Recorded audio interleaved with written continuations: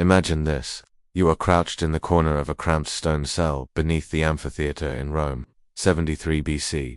Your wrists burn from iron shackles that have rubbed your skin raw. Above your head, 50,000 voices roar like thunder as gladiators clash and die for their entertainment. The smell of blood and sawdust drifts down through the grates, mixing with the stench of sweat from 24 other men pressed around you in the darkness. Your name is Marcus, though you were born Cleomia in Thrace before Roman legions dragged you in chains across half the known world. Tomorrow they will oil your body, hand you a sword you barely know how to hold, and shove you into that killing ground above. But tonight, in this suffocating pit, something extraordinary happens. A gladiator named Spartacus begins to whisper about limits, about lines even Rome cannot cross, about laws written not in stone, but in blood, that constrain the absolute power of one man over another.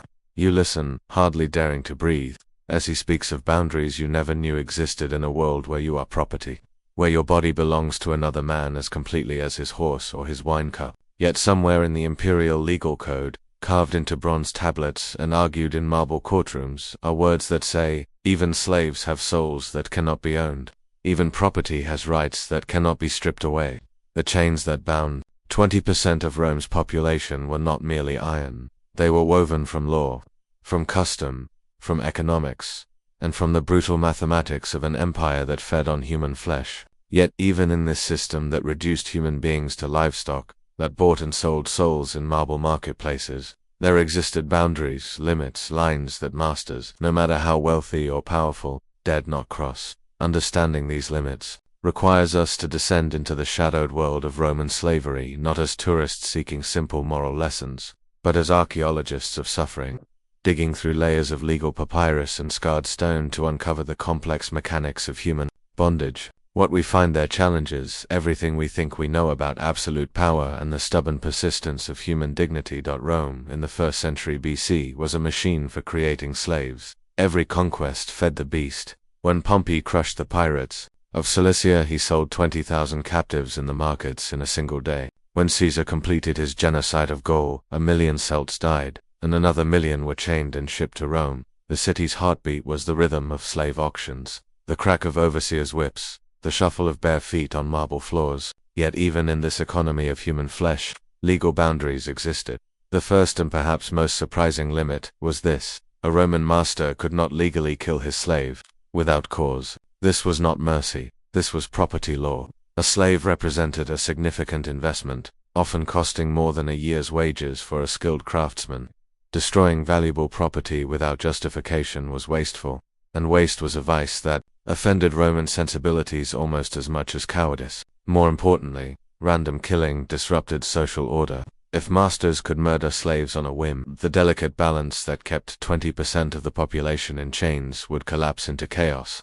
Fear was a tool, but it required precision.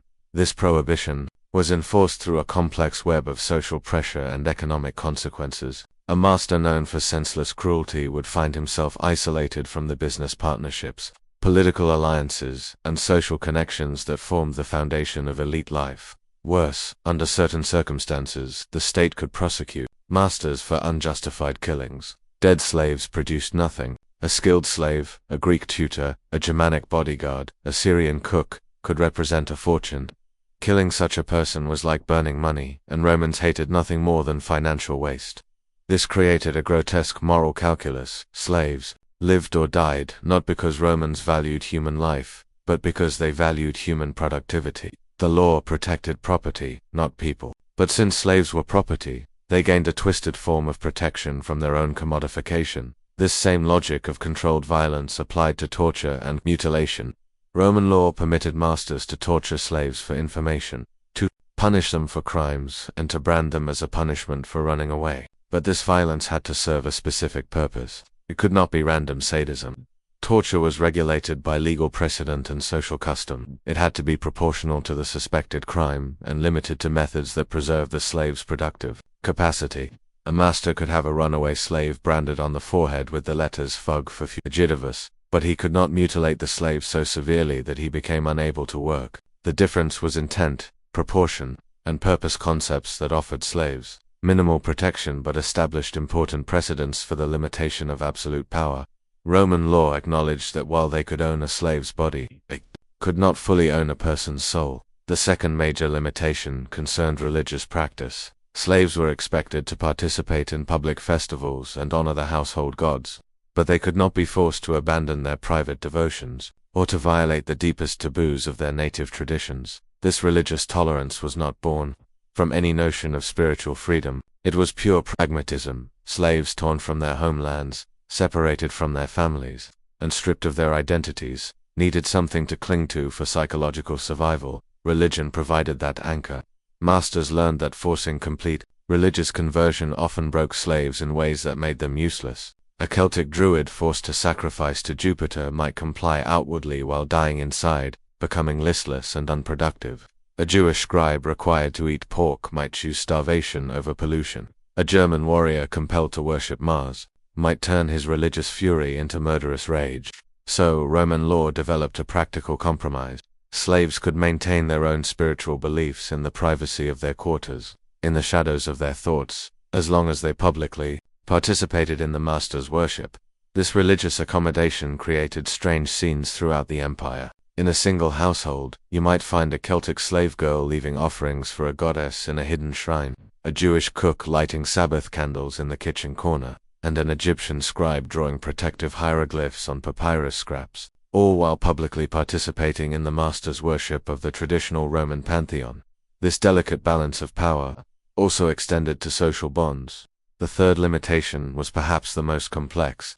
Masters could not lawfully sell slaves in ways that violated certain social bonds. Roman law recognized that even slaves formed emotional attachments to spouses, to children, to close companions, and that destroying these bonds carelessly could trigger psychological collapse or violent revenge. This was not sentimentality. This was risk management. A slave with nothing left to lose was a slave with everything to gain by rebellion, sabotage, or murder. Slave dealers who habitually separated families gained reputations for selling unstable merchandise. Smart masters understood that preserving certain slave relationships was simply good business. Slave marriages had no legal standing, but they had an economic value that masters ignored at their peril. These protections were limited and often ignored, but they existed, creating a perverse form of family law for the enslaved. The Roman system of slavery was a masterclass in psychological control, offering just enough hope to prevent total despair. The fourth major limitation was economic. Masters could not lawfully prevent slaves from earning and keeping small amounts of money through their own labor. This principle, known as the peculium, created a parallel economy within the slave system.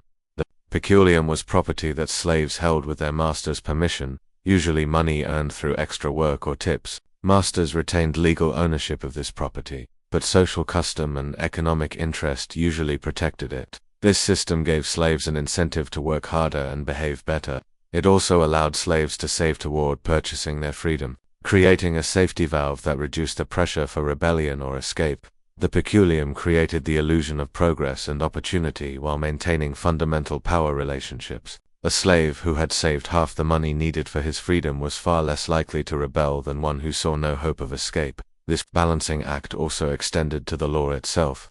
The fifth major limitation concerned the testimony of slaves in legal proceedings. Roman courts recognized that slaves might be coerced into giving false testimony by their masters. If masters could force slaves to lie under oath, then slave testimony became worthless. Roman law, therefore, developed an elaborate system for handling slave testimony that balanced the need for evidence with an awareness of coercion. Slaves could testify in court, but their words carried less weight than those of free citizens. More importantly, slaves could only testify against their masters under extraordinary circumstances, typically involving treason or murder that threatened the state itself. While this was not a complete protection, it recognized that justice required some degree of independence between witnesses and the parties they testified about. The law protected slaves from some forms of exploitation while exposing them to others. Ultimately, the limitations placed on Roman masters were protections for the system itself, a recognition that absolute power was dangerous and unstable. The final major limitation was this: masters could not prevent slaves from appealing to higher authorities in cases of extreme abuse. This right of appeal was limited, dangerous to exercise, and often ineffective, but it existed as a final check on the most egregious exercises of private power. Slaves who could demonstrate that their masters had violated legal or social boundaries could appeal to magistrates, governors, or even the emperor himself. These appeals were rarely successful, but the possibility served as a constraint on master behavior. A Greek philosopher tortured for teaching unpopular ideas, or a Syrian physician prevented from practicing his healing arts, might find sympathetic ears among Roman officials who valued their services. The appeal process was a dangerous gamble, but it represented another boundary on absolute power.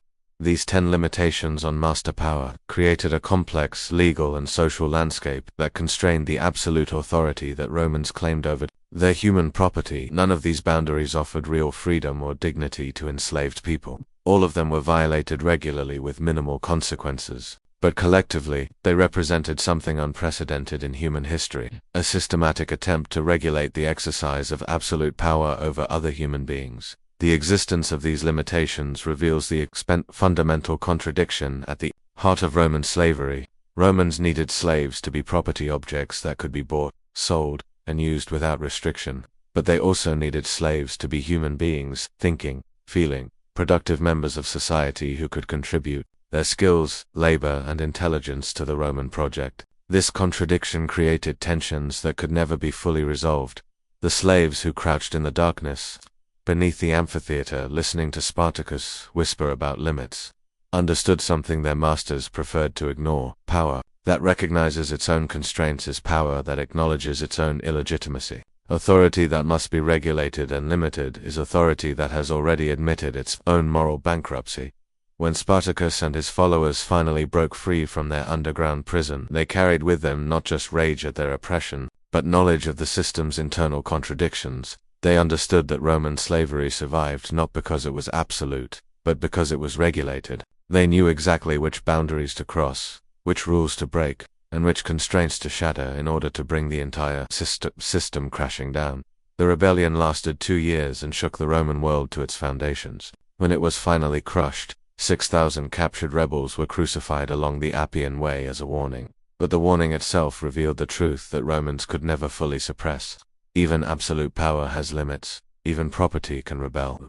Even slaves can choose death over bondage. In the end, the boundaries that Roman law placed on master authority were not protections for slaves, they were protections for masters. They were acknowledgments that human beings could not be reduced to property without creating dangers that threatened the entire social order. As you walk away from this story, remember the lesson that Spartacus and his followers learned in the darkness beneath the amphitheater.